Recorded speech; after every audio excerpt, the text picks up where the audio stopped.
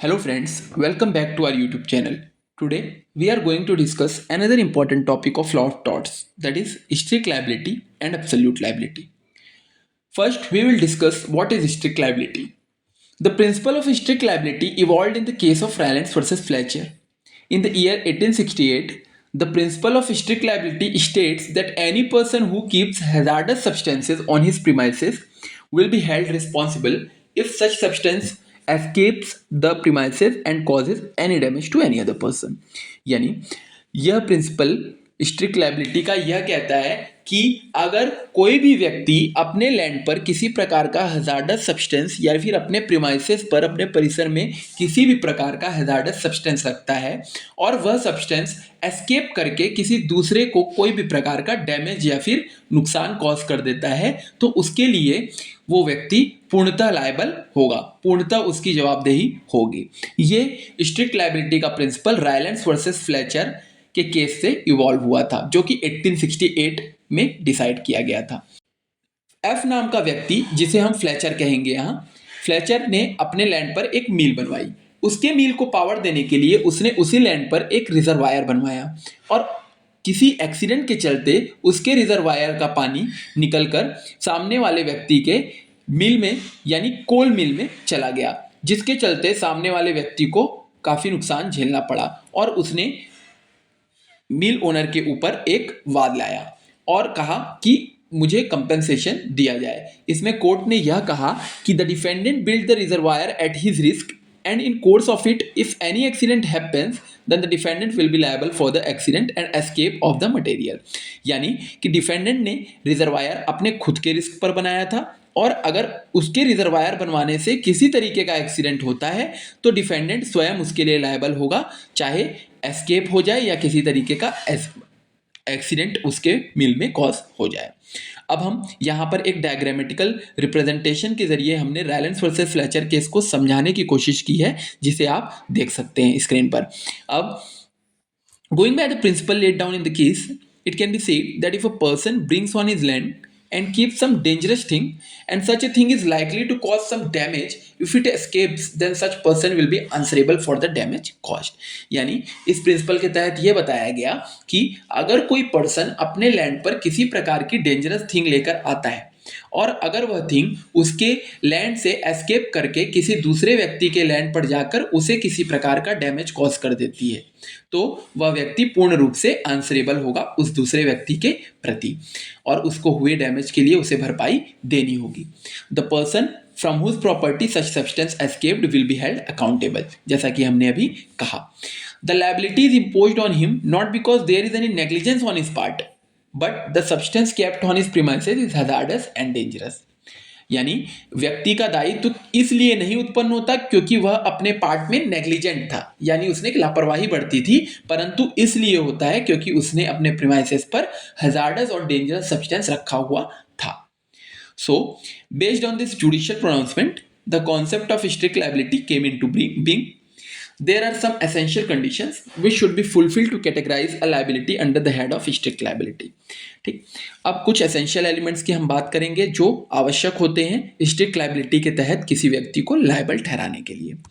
तो सबसे पहला जो एसेंशियल एलिमेंट है दैट इज डेंजरस सब्सटेंसेस, यानी आपने जो सब्सटेंस अपने लैंड पर रखा हुआ है वह डेंजरस होना चाहिए, यानी वह किसी प्रकार का घातक सब्सटेंस होना चाहिए जिसके एस्केप करने की हम बात कर रहे हैं। For the purposes of imposing strict liability, a dangerous substance can be defined as any substance which will cause some mischief or harm if it escapes. अब dangerous substance क्या हो सकता है? तो dangerous substance वह है जो अगर आपके परिसर से निकलकर बाहर चला जाए तो सामने वाले व्यक्ति के साथ किसी प्रकार की मिसचीफ यानी रिश्ती या फिर किसी प्रकार का हार्म, उसे कोई क्षति कॉज कर सकता है। इसके एग्जाम्पल के तौर पर एक्सप्लोजिव्स हो गए, टॉक्सिक गैसेज हो गई, इलेक्ट्रिसिटी हो गई, इस तरीके की चीज़ों को हम डेंजरस थिंग के कैटेगरी में रखते हैं। The second point is escape, यानी किसी व्यक्ति को क्षति पहुंचाने के लिए आपके परिसर से वो डेंजरस थिंग एस्केप कर गई हो, मतलब कि निकल कर उसके परिसर तक या उस व्यक्ति तक पहुंच गई हो। One more essential condition to make the defendant strictly liable is that the material should escape from the premises and should not be within the reach of the defendant after its escape. यानी वह चीज आपके premises से या फिर आपके land से escape कर गई हो और दूसरे व्यक्ति तक पहुंच गई हो, जिससे उस व्यक्ति को डैमेज कॉज हुआ। अगर हम एक इंस्टेंस के तौर पर देखें तो डिफेंडेंट ने कोई पॉइजनस प्लांट अपने प्रॉपर्टी में मान लीजिए उगाया हुआ है और वो पॉइजनस प्लांट उसके लैंड से हो करके दूसरे के लैंड पर चला जाता है और वहां उसके कैटल उसे खाकर मर जाते हैं। तो इस तरीके से यहां पर वो स्ट्रिक्टली लायबल होगा, क्योंकि यहां पर उसके लैंड से वो पॉइजनस प्लांट एस्केप करके दूसरे के लैंड पर चला गया और उसके कैटल्स ने उसे खा लिया, जिसके कारण उनकी जान चली गई। तो इसके डैमेज के लिए पूर्ण रूप से वह व्यक्ति जिम्मेदार होगा जिसने अपने लैंड पर वो पॉइजनस प्लांट्स उगाए हुए थे। यानी ये केस जो हम जिक्र किया हमने वो Reads versus Lyons and company का केस था और इसमें कोर्ट ने यह कहा कि there is no escape, the defendant can not be held liable. चूंकि यहां पर एस्केप नहीं हुआ था, हमने जो इंस्टेंस आपको बताया वो इंस्टेंस एक स्ट्रिक्ट लायबिलिटी का इंसिडेंट है, परंतु ये जो जुडिशियल प्रोनाउंसमेंट है इसमें बात यही की गई थी। इसमें थोड़ा सा अंतर यह हुआ कि जिस लैंड पर डिफेंडेंट ने पॉइजनस प्लांट उगाया था वो उसके लैंड पर ही था वो प्लांट, और उसके कैटल्स ने उसके लैंड पर मुंह डालकर वो प्लांट्स खा लिए। तो जिसके कारण कोर्ट ने यह कहा चूंकि यहाँ पर एस्केप नहीं हुआ है उस प्लांट का, आपके लैंड पर नहीं आया है, अतः आपके कैटल्स की जान अगर उससे खाने से जाती है तो उसके लिए डिफेंडेंट रिस्पॉन्सिबल या लायबल नहीं होगा। थर्ड मोस्ट इंपॉर्टेंट एलिमेंट की बात करें तो वो है नॉन नेचुरल यूज, यानी आप अपने लैंड का नॉन नेचुरल यूज कर रहे हो। यानी to constitute a strict liability there should be a non natural use of the land, यानी आप अपने लैंड का नॉन नेचुरल यूज यानी अप्राकृतिक ढंग से उसका इस्तेमाल कर रहे हो। यानी रायलेंस वर्सेस फ्लेचर के केस में जो वाटर कलेक्ट किया गया था रिजर्वायर में उसको non natural use of land बताया गया, क्योंकि वह अप्राकृतिक तौर पर डिफेंडेंट के द्वारा बनवाया गया था। इसीलिए स्टोरेज ऑफ वाटर जो उसने किया था वो नॉन नेचुरल था और वह एस्केप हो गया, जिसके चलते सामने वाले व्यक्ति को किसी प्रकार की क्षति कॉज हुई, इसलिए वह व्यक्ति यहाँ पर रिस्पॉन्सिबल यानी कि लायबल ठहराया गया। चलिए अब हम बात करते हैं exceptions to the rule of strict liability की। तो इसमें कुछ एक्सेप्शंस भी प्रोवाइड किए गए हैं कि किन कंडीशंस में आपके ऊपर स्ट्रिक्ट लायबिलिटी का सिद्धांत लागू नहीं होगा। तो सबसे पहला इसमें पॉइंट है plaintiff fault. It means if the plaintiff is at fault and any damage is caused, the defendant would not be held liable as the plaintiff himself came in contact with the dangerous thing। अगर plaintiff खुद गलती पे है या फिर उसने खुद गलती की है और उसकी गलती की वजह से उसे डैमेज हो जाता है तो उसके लिए डिफेंडेंट को लायबल नहीं ठहराया जा सकता। और प्लेंटिफ चूंकि डेंजरस थिंग के कॉन्टेक्ट में स्वयं आया हुआ है इसलिए। In the judicial pronouncement of Ponting versus Noakes, the plaintiff's horse died after it entered the property of the defendant and ate some poisonous leaves। यहाँ पर पॉन्टिंग वर्सेस नोक्स के केस में प्लेंटिफ का जो हॉर्स होता है वो डिफेंडेंट की प्रॉपर्टी में चला जाता है और वहाँ पर वो कुछ पॉइजनस लीव्स को खा लेता है।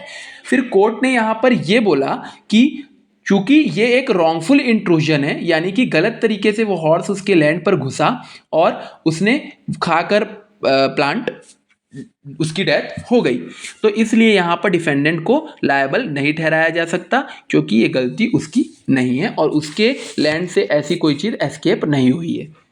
उसी तरीके से सेकंड पॉइंट अगर हम देखें तो वो है एक्ट ऑफ गॉड, यानी इसका मतलब यह है कि the phrase act of God can be defined as an event which is beyond the control of any human agency, यानी वह कार्य जो मानव के नियंत्रण के बाहर होते हैं उन्हें एक्ट ऑफ गॉड कहा जाता है। ये नेचुरल रीजन से ऑकर होते हैं और इन पर मानव का कोई भी बस नहीं होता है।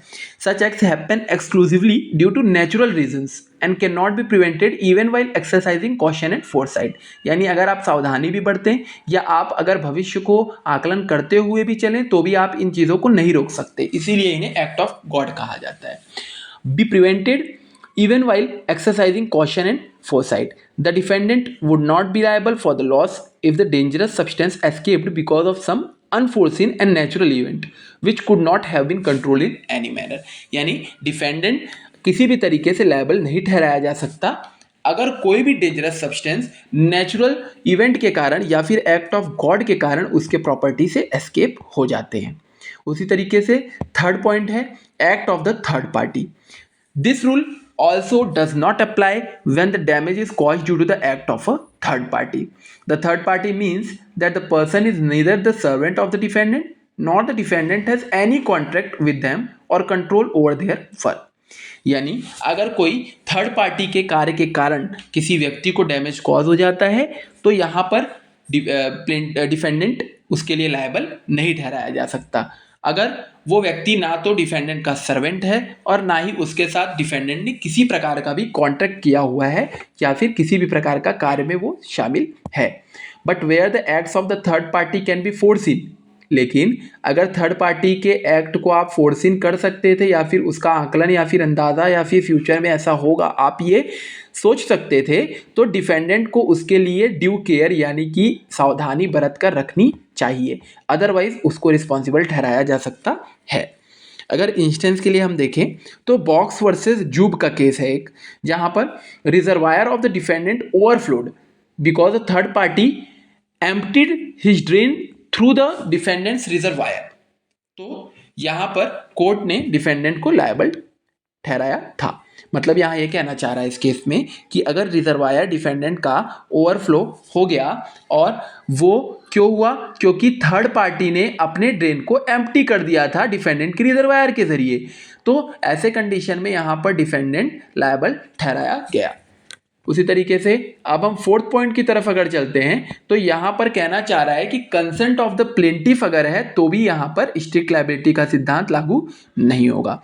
अब कंसेंट ऑफ द प्लेंटिफ की बात करें तो इसके लिए अनदर इंपॉर्टेंट मैक्सिम आपके सामने आता है वॉलंटरी नॉन फिट इंजूरिया. इसके लिए भी अगर आपको एक डिटेल्ड वीडियो लेक्चर चाहिए तो आप मुझे कमेंट बॉक्स पर बता सकते हैं.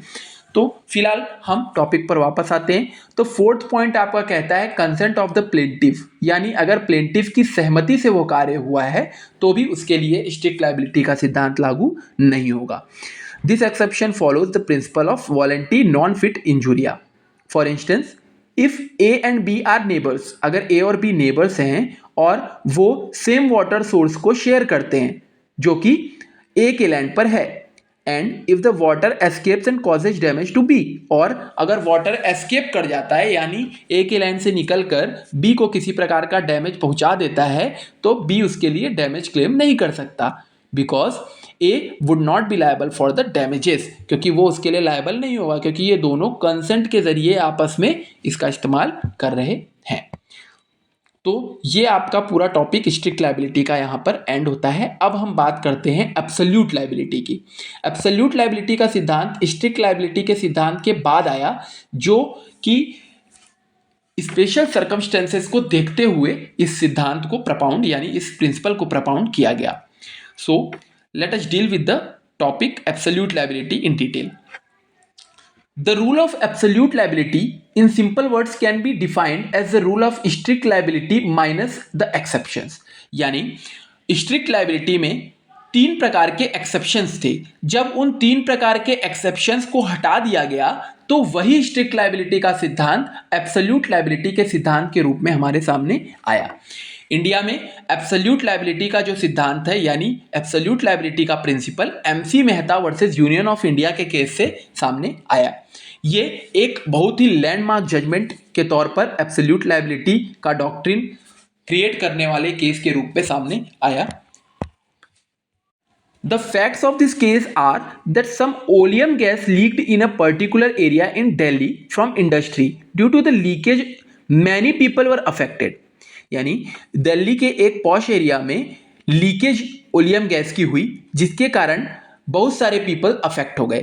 तो यहाँ पर सुप्रीम कोर्ट ने ये इवॉल्व किया कि ये रूल ऑफ एब्सोल्यूट लायबिलिटी यहाँ लागू होगी ना कि रूल ऑफ स्ट्रिक्ट लायबिलिटी. और उन्होंने ये कहा कि defendant would be liable for the damage caused without considering the exceptions to the strict liability rule. यानी कि डिफेंडेंट यहाँ पर लायबल होगा डैमेजेस के लिए बिना स्ट्रिक्ट लायबिलिटी के एक्सेप्शंस को फॉलो किए हुए.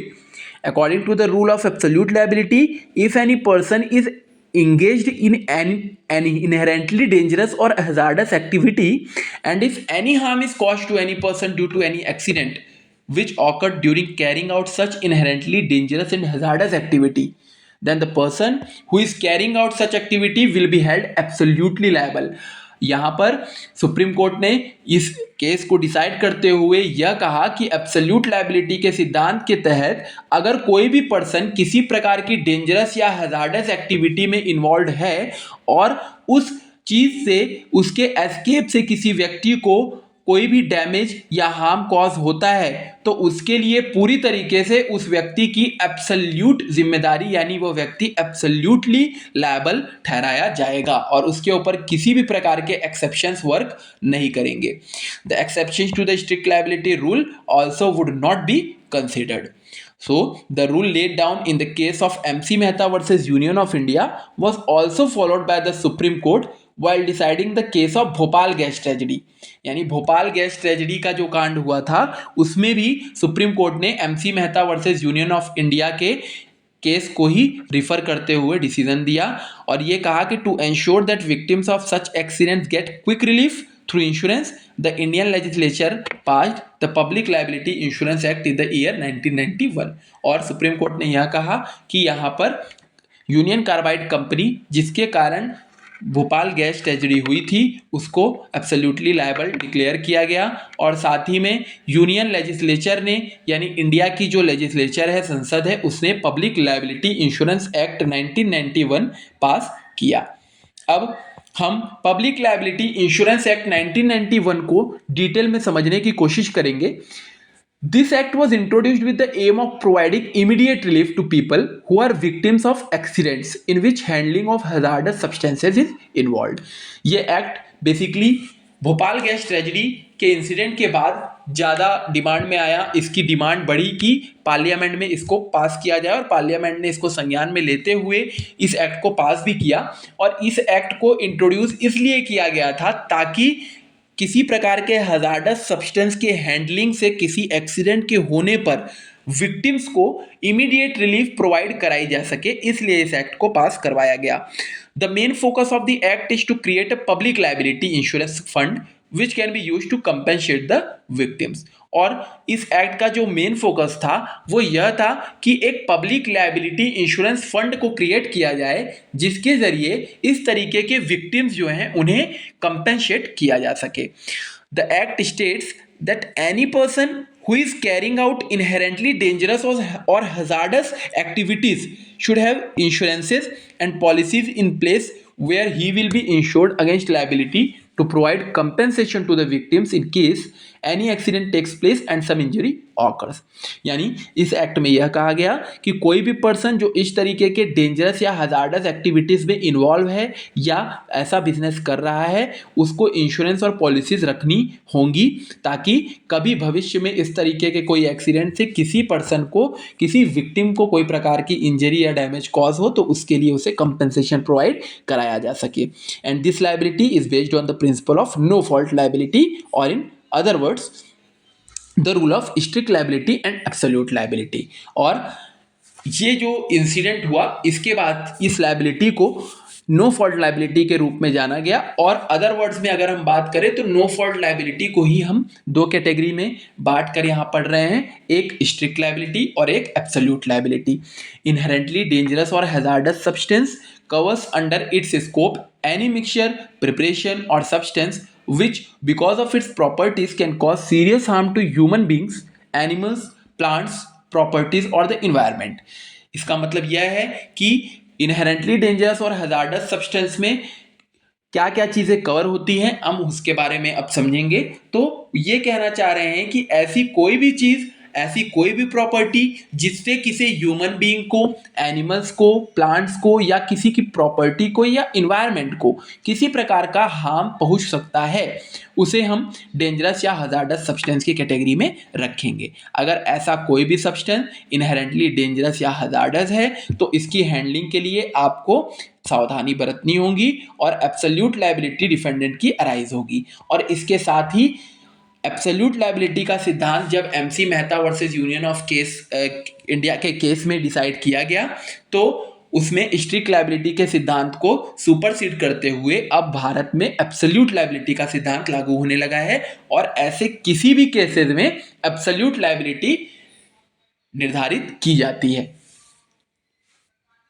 होप आज की वीडियो आप सभी को पसंद आई होगी और हमने इस टॉपिक को डिटेल वे में आप तक पहुंचाने की जो कोशिश की है हम उसमें सफल हुए हों। एंड अगर आपको इस वीडियो से रिलेटेड किसी भी प्रकार का कोई डाउट है तो आप नीचे दिए गए कमेंट बॉक्स पर पूछ सकते हैं। ऐसे ही और इन्फॉर्मेटिव वीडियोस के लिए हमारे साथ जुड़े रहें और हमारे चैनल को सब्सक्राइब करना ना भूलें। धन्यवाद।